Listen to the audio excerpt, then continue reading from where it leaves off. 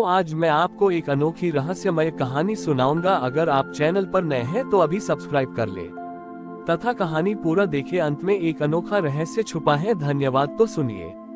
बहुत समय पहले की बात है। पृथ्वी पर कालविजय नाम का एक पराक्रमी राजा था। कालविजय नाम से ही स्पष्ट था कि उसे समय पर विजय प्राप्त करने की धूम न थी। वह चाहता था कि उसका शासन, उसका यश और उसका जीवन अनंत काल तक चले। कालविजय ने अपने राज्य के सबसे ज्ञानी ज्योतिषियों और ऋषियों को अपने दरबार में रखा और उन्हें बस एक ही काम सौंपा, मुझे अमरता का मार्ग बताओ ताकि समय की कोई सीमा मुझे छू न सके। सभी ने उत्तर दिया कि केवल भगवान विष्णु ही अमरता प्रदान कर सकते हैं। कालविजय ने कठोर तपस्या की। उसकी भक्ति और इच्छा शक्ति इतनी प्रबल थी कि एक दिन क्षीरसागर से स्वयं भगवान विष्णु प्रकट हुए।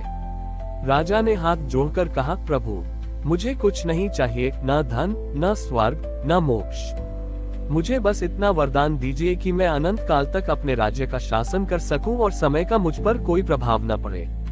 भगवान विष्णु मुस्कुराए। उन्होंने राजा को एक साधारण सा मिट्टी का घड़ा भेंट किया। भगवान ने कहा, हे राजन, ये घड़ा लो।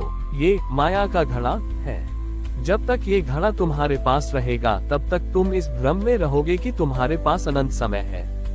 तुम अपने समय का लेखा जोखा नहीं रखोगे और किसी भी काम को कल पर टाल सकते हो। लेकिन ये भी याद रखना, जिस दिन ये घड़ा टूटेगा उस दिन तुम्हें तुम्हारे जीवन के हर क्षण का हिसाब देना होगा।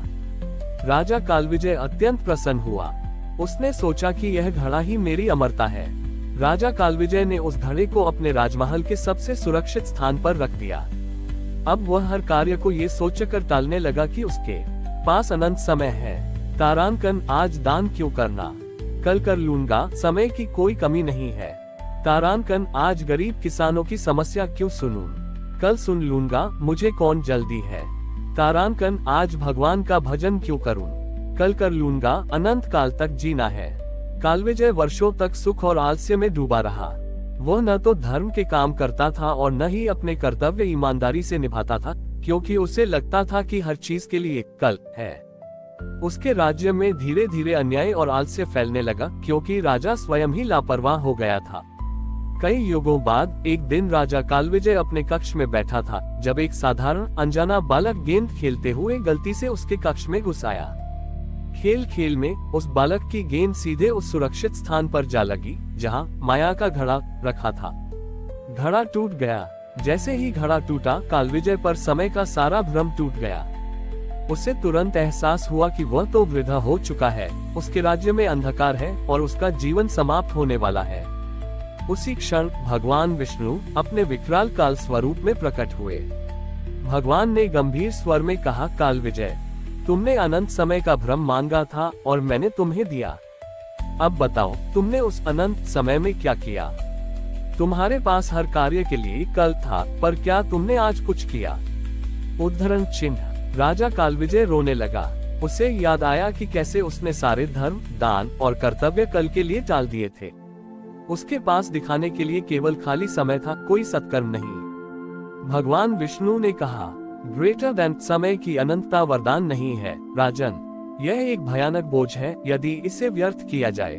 हर क्षण एक मौका था सेवा का, दान का और मेरा नाम लेने का। तुमने उस मौके को कल के लिए टाल दिया। तुम्हारे पास अनंत समय था, पर तुमने उसका उपयोग शून्य किया। Greater than. राजा ने घुटने टेक दिए और बोला, प्रभु मेरा नाम कालविजय था, पर मैंने समय को नहीं बल्कि अपने जीवन को ही हरा दिया। मुझे क्षमा करें। भगवान ने उसे मोक्ष प्रदान किया, पर यह सिखाया कि सच्चा जीवन वह नहीं जिसमें समय अनंत हो, बल्कि वह है जिसमें हर क्षण का उपयोग निस्वार्थ कर्म और भक्ति के लिए किया जाए। राजा कालविजय के जीवन के हर क्षण का हिसाब होते ही उसका भौतिक शरीर शांत हो गया। आत्मा को भगवान विष्णु के समक्ष प्रस्तुत किया गया। काल स्वरूप भगवान विष्णु ने राजा की आत्मा से कहा, कालविजय, तुमने भौतिक जीवन में माया का घड़ा पाकर समय का दुरुपयोग किया। अब तुम्हें ये समझना होगा कि समय क्या है। भगवान ने अपनी योगमाया से एक विशाल चमकता हुआ समय चक्र प्रकट किया। इस चक्र पर राजा के जीवन के वे सभी क्षण अंकित थे जिन्हें उसने कल पर टाल दिया था। जरूरतमंदों की पुकार, सेवा के अवसर और भक्ति के क्षण। ये सारे क्षण अब राजा की आत्मा के लिए सूक्ष्म भार बन चुके थे।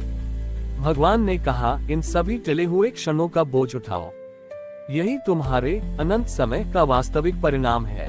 राजा की आत्मा को उन सभी कार्यों के सूक्ष्म भार को महसूस करना पड़ा जिन्हें उसने कभी किया ही नहीं। ये भार इतना असहनीय था कि राजा तड़पने लगा। प्रभु, ये भार मेरे पिछले रत्नों के पहाड़ से भी भारी है, राजा ने कराहते हुए कहा, क्योंकि यह बोझ किए हुए गलत कर्मों का नहीं, बल्कि न किए हुए अच्छे कर्मों का है। उद्धरण चिन्ह। भगवान विष्णु ने शांत स्वर में कहा, सत्य कहा तुमने, राजन। संसार में सबसे बड़ा पाप आलस्य और समय का अनादर है। मैंने तुम्हें अनंत समय दिया, पर तुमने उसे केवल कल्प नाम के कारावास में बंद कर दिया। अब तुम एक और अवसर पाओगे, पर एक नई शर्त के साथ। भगवान विष्णु ने राजा की आत्मा को एक साधारण दिया भेंट किया। ये लो काल विजय, तुम वापस पृथ्वी पर जन्म लोगे, पर इस बार राजा नहीं, बल्कि एक कुम्हार के रूप में, जिसे हर दिन अपनी आजीविका के लिए संघर्ष करना होगा। तुम्हारे पास न माया का घड़ा होगा, न अनंत समय का भ्रम। शर्त यह है, तुम्हें अपने जीवन के हर दिन एक अति उत्तम दिया बनाना होगा, और वह दिया बनाने के बाद तुम्हें उसे किसी भी कीमत पर बेचना नहीं है।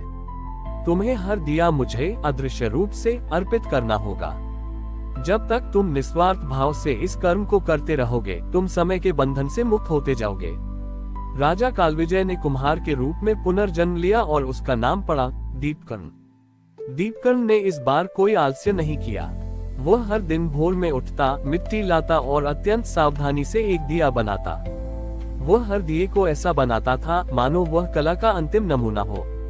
दिया बनाने के बाद वह उसे बेचने के बजाय एक सुरक्षित ऊंचे स्थान पर रख देता और कहता, यह मेरे प्रभु के लिए है। दीपकर्ण के जीवन में गरीबी थी, पर उसके चेहरे पर गहरा संतोष था, क्योंकि वह हर क्षण को एक उद्देश्य के साथ जी रहा था। वह जानता था कि उसका असली मूल्य दिए की कीमत में नहीं, बल्कि उसे बनाने में लगे ईमानदार प्रयास और निस्वार्थ भावना में है। कई वर्षों बाद दीपकर्ण ने हजारों दिए बनाए। उसका सारा जीवन एक साधारण दिया बनाने और उसे चुपचाप प्रभु को अर्पित करने में बीत गया। जब उसका अंतिम क्षण आया, तो भगवान विष्णु स्वयं अपने वैकुंठ रूप में प्रकट हुए। भगवान ने कहा, दीपकर्ण, पिछली बार तुम्हें अनंत समय दिया गया था, पर तुमने उसे शून्य कर दिया। इस बार तुम्हें सीमित समय दिया गया, पर तुमने अपने हर क्षण को निस्वार्थ कर्म के प्रकाश से भर दिया। और तब भगवान ने दीपकर्ण के बनाए हुए हजारों दियों को एक साथ रोशन कर दिया। उन दियों के प्रकाश से न केवल पृथ्वी बड़ी, बल्कि सारा आकाश भी जगमगा उठा। भगवान ने कहा, यही तुम्हारे सत्कर्मों का प्रकाश है, जो समय की सीमा से परे है। इस प्रकार राजा कालविजय ने अंततः ये सीखा कि जीवन की लंबाई नहीं, बल्कि उसकी गहराई और निस्वार्थ कर्म की गुणवत्ता ही सबसे बड़ा वरदान है, और हर क्षण एक छोटा सा दिया है, जिसे ईश्वर की सेवा के लिए छोटी ई जलाया जाना चाहिए। हमारी और भी आध्यात्मिक एवं अनोखी कहानियां देखने के लिए हमारे चैनल पर जाएं तथा धार्मिक एवं पौराणिक अनोखी कहानियां हमारे चैनल पर है। कृपया जाके देखें तथा हमारे चैनल को सब्सक्राइब करके रखें और वीडियो लाइक जरूर करें। धन्यवाद।